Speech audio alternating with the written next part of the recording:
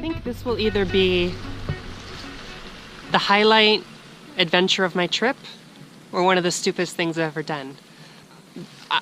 This place was probably #1 on my list of places to go in New Zealand. It's been visited by photographers before, of course, but it's really quite out of the way, and I think it is pretty unknown overall, at least compared to some of the other very popular places in New Zealand. And all those cars aren't here just because it's so popular. They're here because it's raining. It's because we can't get to the parking lot. It is knee-deep water, so I didn't drive all this way not to visit. I'm still hoping to come out tomorrow night, but I want to scout this place because I've never been here, and I've seen some photos. I know there's so much here, so I'm committed to scouting. I'm gonna have to take off my shoes. I'm gonna have to roll up my pants. I've got all my stuff waterproofed, and let's see how it goes.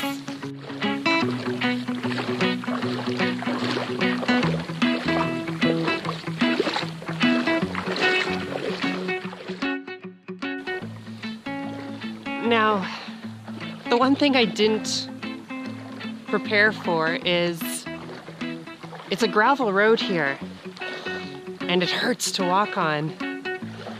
I don't know, I haven't even made it that far, but it's hurting my feet a lot. I also committed to this. I'm sure these shoes are now going to get completely soaked, but even though I've already checked into my accommodation for the night, for some reason, which I don't normally do, I've left everything in my car, which means I've got fresh socks, I've got my towel, so I'll be okay. I'm pretty excited. Let's hope we can make it there.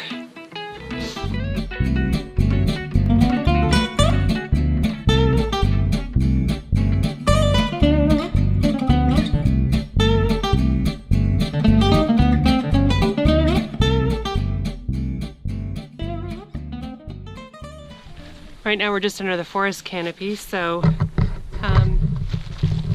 I shoot with a Canon 5D. It's totally weather sealed.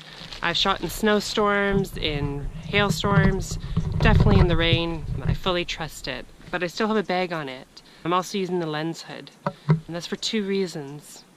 The lens hood works really good to protect against the rain.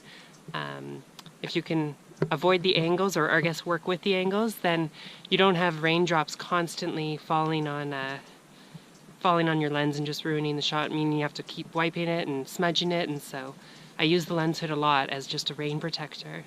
And then I have the actual sort of rain sleeve on the entire body and the lens, mainly to protect against sand and salt water. Heading to the beach, and salt water, or salt, is probably the thing that will most easily destroy your expensive equipment. So it makes it a little bit more difficult to work with, but not considerably. And I think that the trade-off is well worth it, just for that added level of protection. So yeah, that's what I do in these types of conditions, and I think I'm almost there, so let's just keep trucking on. Oh my God. Even in this crappy weather, although there is some sunlight, which is kind of making the scene a little bit interesting. I mean, this place is so beautiful. Plenty of foot tracks, but I don't see a single person here. I'd be lying if I said this was a secret place, but it's definitely not on most people's radars. Oh my God. I think I'm gonna just go find the seal pups first for myself, and then I'll walk around and look at locations.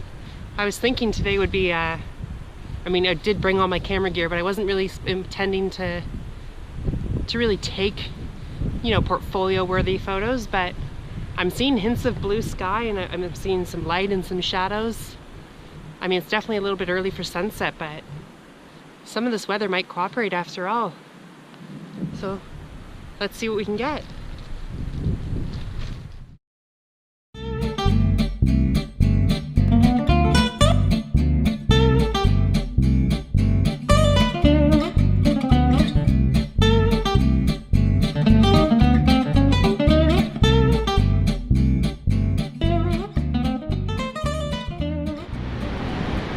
So I spent more time with the baby seals than I thought, you know. everything I had in my mind was to come here, scope out the location, check out this amazing beach, check out the amazing sand dunes, look at the amazing rocks in the water. And then, I mean, I love marine life, so I got very distracted. It's interesting, you know, there's some peaks of some blue sky there, but the sunset is just not going to happen tonight. I thought there was a chance, but that's just not going to happen.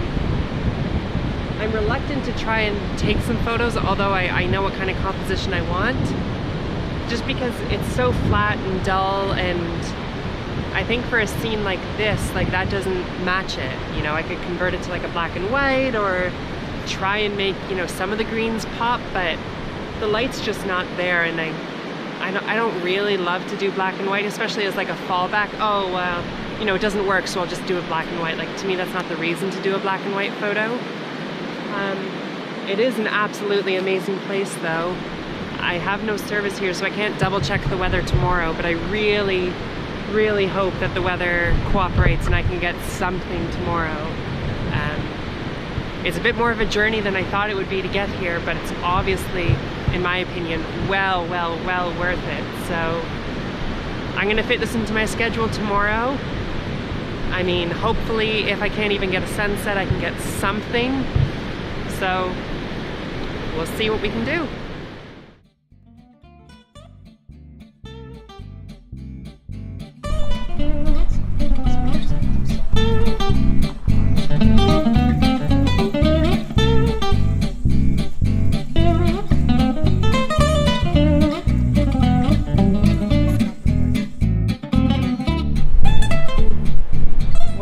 Here on day number 2, and it's definitely a better day. I was able to actually reach the car park for starters. When I left my place, you know, it was probably 10-20% cloud cover, and the further and further I got here, or the closer and closer I got here, the weather sort of took a turn for the worse. Now, the wind is blowing so hard, I'm almost sort of sheltered directly where I'm standing, but it's not so much that there's gusts, it's just that it is constantly blowing really hard. I was even feeling the spray from the ocean back when I was walking through the forest when I couldn't even see the beach or the ocean. So yeah, we got a bit of a wind here today.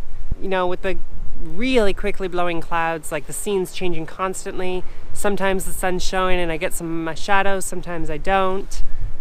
So some of my compositional opportunities have changed at least a little bit. I'm going to do a little bit of a quick walk around again, but I think especially with these conditions, it might just be a little bit of a quicker shoot. I mean, we'll see what we can do. I'm still hours from sunset.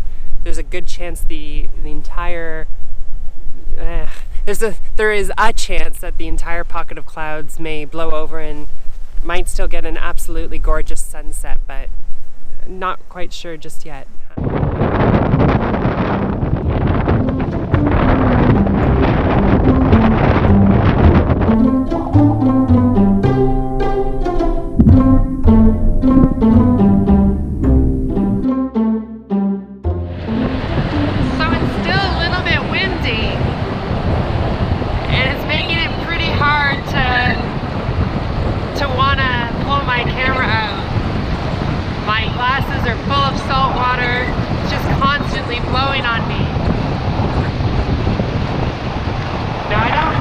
Walking around and enjoying this place, but to think about putting my camera down, just getting blasted with salt and sand, and still maybe not really have an image, I'm not sure. I was really hoping I'd be able to get a little bit of a reflection off of the water as it's receding, since we're approaching low tide. It's just too windy. I'm looking at the water, and I mean, I don't know, maybe it'll change a little bit once the sun goes down, but it's looking pretty hard. So I'm just walking around along the beach now, where you can actually get a perspective where you actually see sort of through this cave that's in this big rock, which you don't even know it's there from the other side. So I'm gonna walk a little bit further and see what I can do. Maybe I'm gonna try and find an opportunity where, at least to get started, my camera's a little bit more sheltered. Just get me a little bit more comfortable with shooting here. excuses, but yeah, I'm a little bit afraid to shoot here in all these conditions. Everything I have is otherwise covered in salt water and sand. Well, I somehow found some protection from the wind, which is still blowing plenty strong. I'm just on the other side of the top of the sand dunes here, so I'm using the sand dunes as some shelter, and I get to sit in some grass, which is actually comfortable.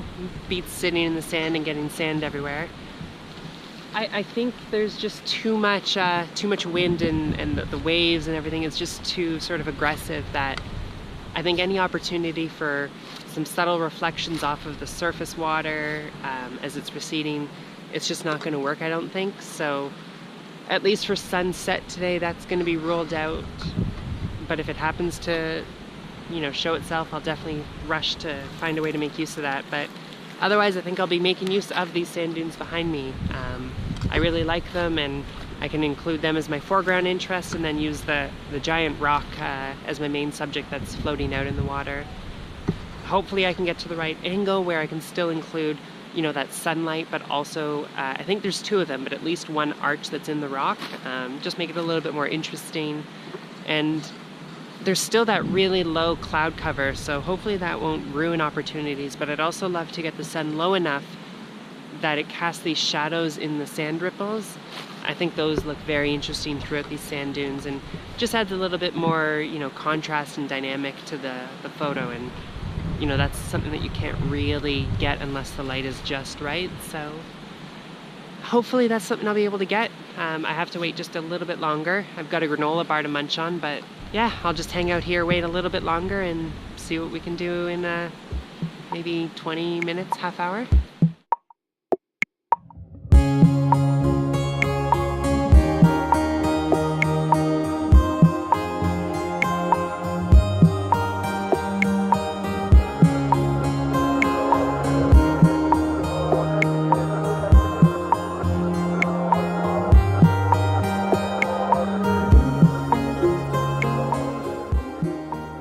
It is definitely still windy. If I go out from the protection of this rock, I'm sure the wind will pick up any second now. So yeah, it's pretty windy still. I have sand everywhere.